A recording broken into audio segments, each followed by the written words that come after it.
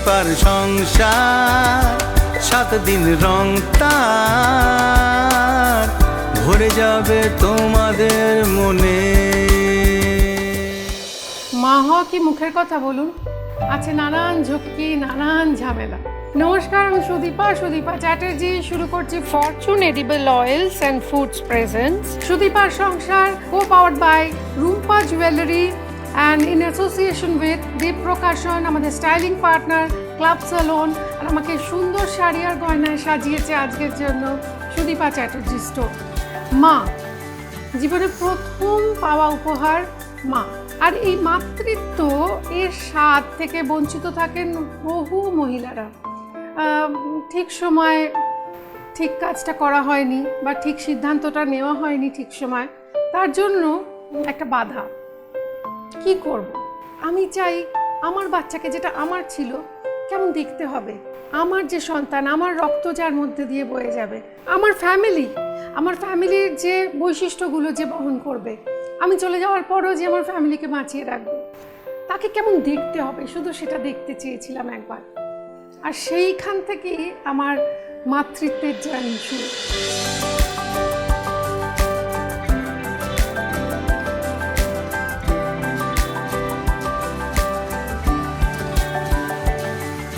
আর সেই মাতৃত্ব এসেছে ডক্টর রাজীব আগরওয়ালের হাত ধরে, এবং তিনি আমাকে একটা বিশেষ IVF পদ্ধতির সাহায্যে জীবনের সবচেয়ে আনন্দের দিনটা দেখতে সুযোগ করে দিয়েছেন। আমরা রাজীব আগরওয়ালের IVF যে ক্লিনিক, সেখানে যাব, তার সঙ্গে কথা বলবো।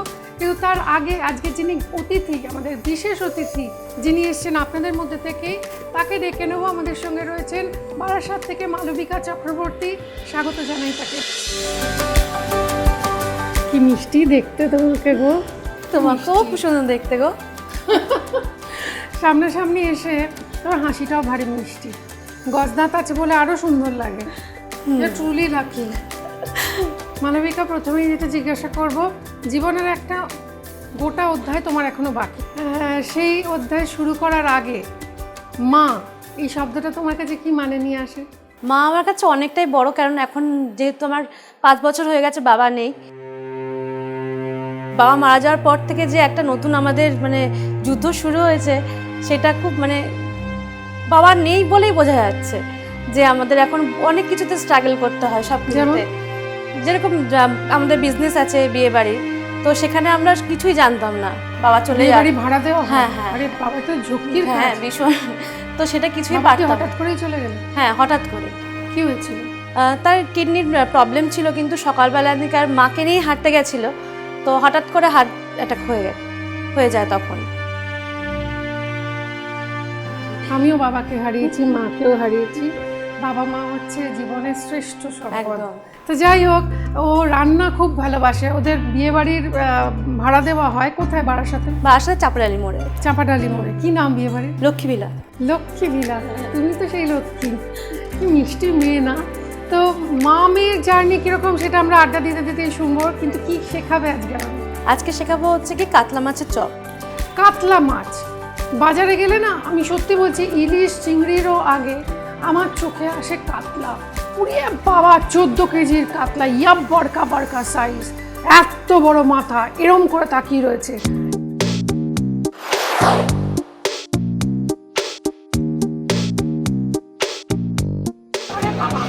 এই যে দেখছেন মাথার কাছে একটা ফুটো আছে, দেখুন এই যে এখান থেকে না বিভিন্ন রকমের ওষুধ তৈরি হয়। এটা পেটি, এটা গাদা, দুটোই নেব।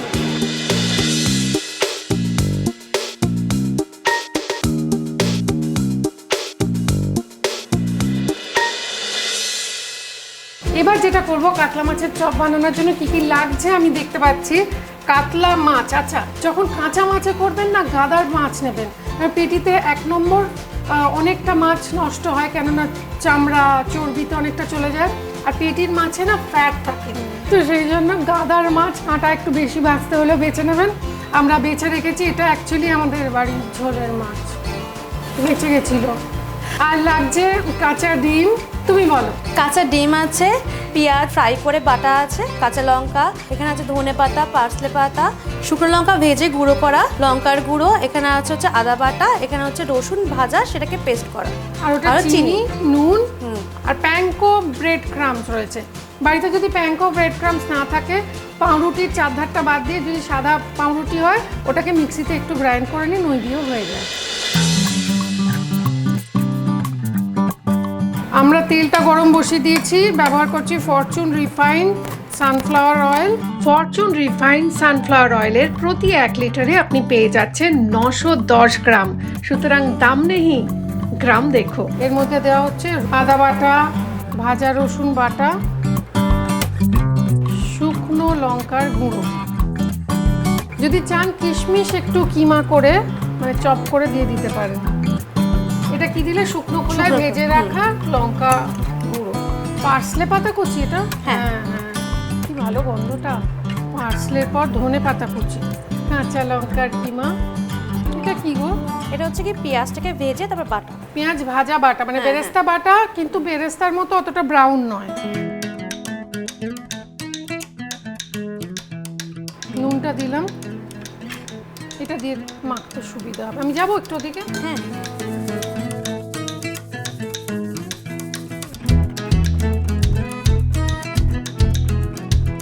সামান্য নুন,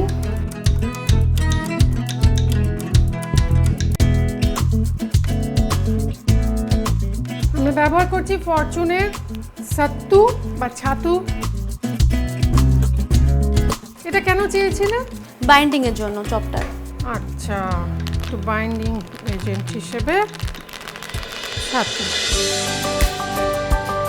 তুমি সুদীপার সংসার দেখো?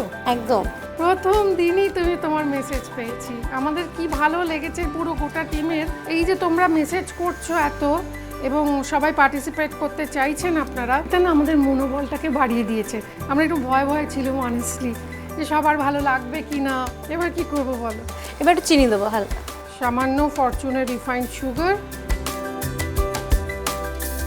এটাকেও মাখবো তো? হ্যাঁ হ্যাঁ, তুমি আমায় শেখাও, এবার বলো। এবার তারপরে হচ্ছে কি চপটাকে শেপ করে ডিমে দেবো, আর হচ্ছে কি ব্রেড ক্রাম্পসে আচ্ছা, আমি তাহলে রেডি করে দিই। তাহলে একটা তুমি দেখিয়ে দাও। আমি ডিমের গোলাটাতেও একটু নুন দিয়ে দিচ্ছি, একটু রোস্টেড শুকনো লঙ্কার যেটা ভাজা ছিল আর কি, গুঁড়ো করা, সেটা দিলাম। এটাকে একটু গুলে নিই। এটা আমরা গুলে নিচ্ছি, গুলে কয়েকটা চপ গড়ে নিচ্ছি, টোটালটাই আপনাদের দেখাবো। কিন্তু তার আগে চলুন না, আমরা ডক্টর রাজীব আগরওয়ালের যে ক্লিনিক রয়েছে, IVF ক্লিনিক, সেটা রয়েছে একদম সাউথ পয়েন্ট স্কুলের পাশে, গা ঘেঁষে। দেখি সেখানে উনি কি বলছেন।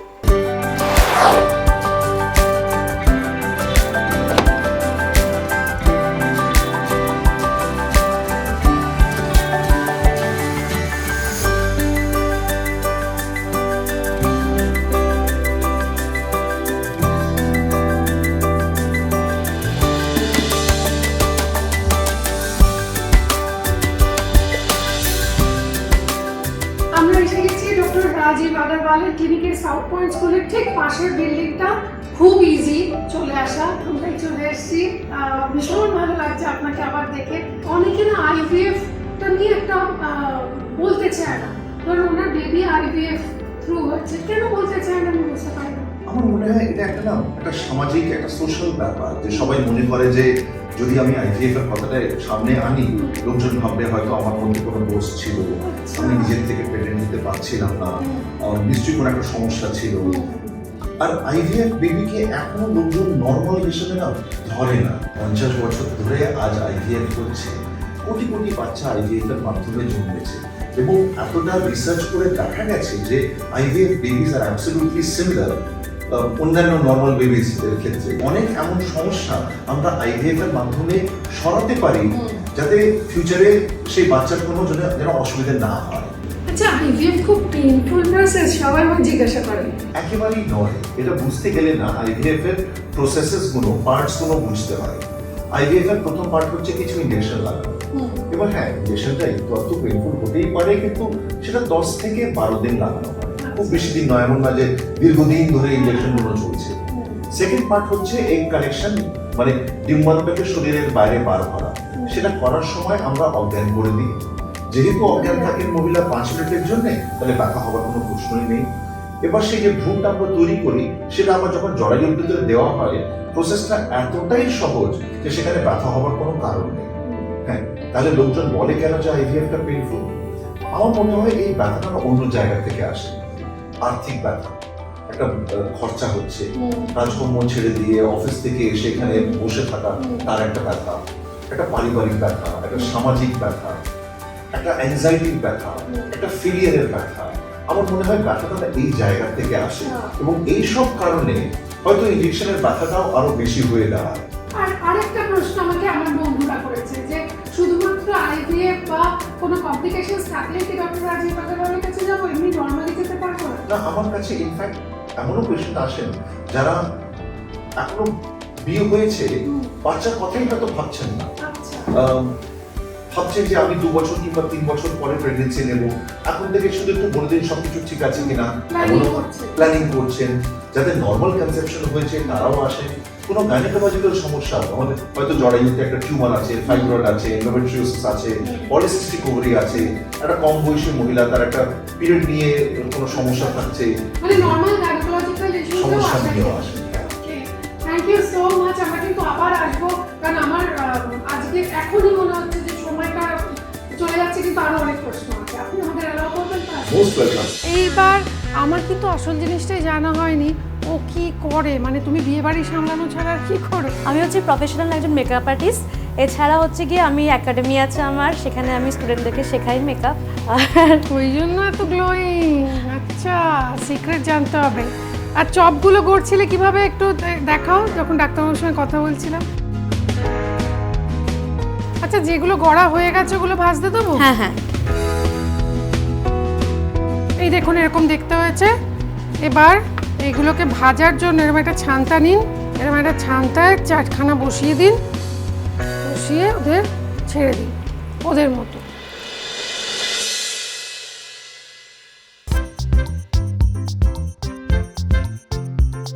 একটা ছোট্ট টিপ আপনাদের সঙ্গে শেয়ার করি, সেটা হচ্ছে যখন মাছ ভাজতে যাবেন, দেখবেন কড়াইয়ের তলায় অনেক সময় মাছটা তেলটা কাঁচা রয়ে গেছে, মাছ ছাড়লেন আটকে গেছে, বুঝতে পারছেন, গেল। ওকে ওর মতোই থাকতে দিন। একটা পিঠ ভাজা হয়ে গেলে তারপর খুন্তি দিয়ে হালকা প্রেস করবেন, দেখবেন মাছ ছেড়ে গেছে। একদম কোনো টেনশন করবেন না। এইবার দেখাও তুমি কিভাবে গড়ছো। ফার্স্ট আমরা এটা নিচ্ছি, এভাবে নিয়ে রাউন্ড শেপে ঘোরাবো। আচ্ছা, কাবাবের মতো? হ্যাঁ হ্যাঁ, হাতে প্রেস করবো যেন একটা শেপ তৈরি হয়। আচ্ছা, তারপরে এটা ডিমে চোবাচ্ছি, ডিমের যে আমরা গোলাটা, হ্যাঁ গোলাটা করেছিলাম ওটার মধ্যে। এবার আমরা ওটাকে ব্রেড ক্রাম্বসে দেবো। আচ্ছা, খুব একটা কঠিন না তো? আর তারপর এর মধ্যে ফ্রাই করব। হ্যাঁ, তুমি দিয়ে দিতে পারো এর মধ্যে। বাহ, এগুলো তো মোটামুটি আরেকটু টাইম নেবে ভাজতে। যতক্ষণ এটা ভাজা ভাজা হচ্ছে ততক্ষণ এটা ভাজানোর পর কেমন লাগছে সেটা দেখবো, সুন্দর করে সাজাবো। আর তার সঙ্গে সঙ্গে তোমার জন্য কিছু গিফট আছে, দেখে নেবো সেগুলো কি।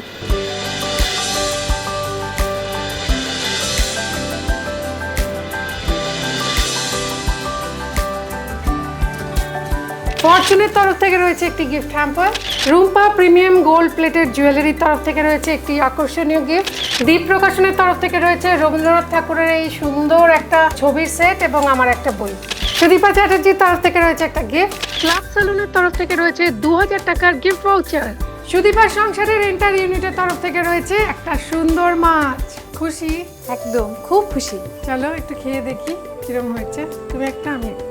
আচ্ছা, যদি প্যাঙ্কো ক্রামস না থাকে তাহলে না সিমুই বা কর্নফ্লেক্স দিয়ে করতে পারেন। এই যে ভাজা পেঁয়াজ বাটা, ভাজা রসুন বাটা, দারুণ ফ্লেভার দিচ্ছে ভিতরে। ভালো লাগছে না? I wish you all the best in life. খুব ভালো থেকো। All my good wishes to you. আমার অনেক অনেক শুভকামনা তোমার জন্য, এবং তোমার মাকে আমার নমস্কার জানিও। একদম। আর তার সঙ্গে সঙ্গে আপনাদেরও বলছি নমস্কার। ভালো থাকুন, সুস্থ থাকুন, ভালো ভালো খান, জীবন তো একটাই।